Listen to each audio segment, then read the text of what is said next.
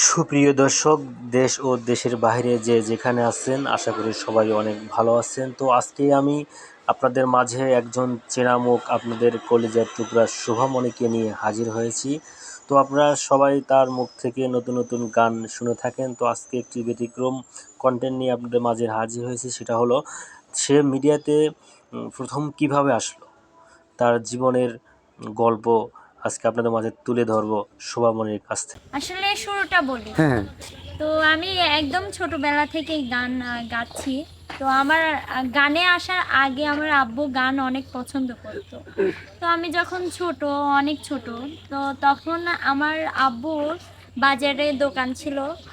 তো ওই দোকানেই মানে ওই বাজারেই হচ্ছে গানের একটা সংগঠন ছিল, যে অনেক বাউলরা ওখানে গান করতো। তো আব্বু ওখানে এমনি গিয়ে গিয়ে গান শুনতো এবং গান পছন্দ করতো। তো এখানে আবার সপ্তাহে সপ্তাহে পাবনা থেকে একটা স্যার আসতো আর ছেলেদের গান শিখাইতো। ওখানে কোনো মেয়ে ভর্তি ছিল না।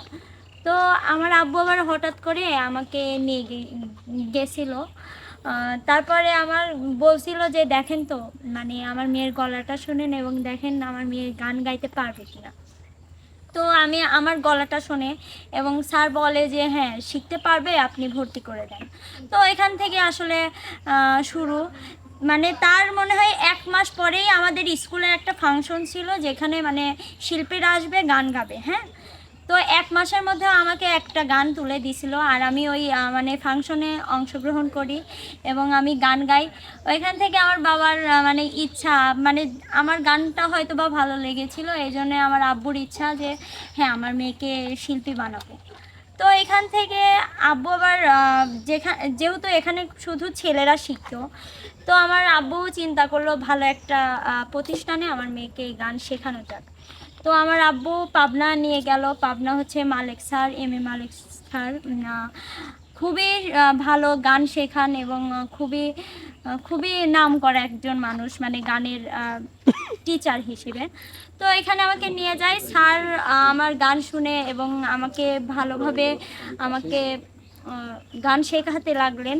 তো হঠাৎ করেই 2 বছর পর স্যার হচ্ছে অ্যাক্সিডেন্ট করে, যার কারণে আমার গান শেখা প্রায় 1 বছর মানে গ্যাপ পড়ে যায়। তারপরে হচ্ছে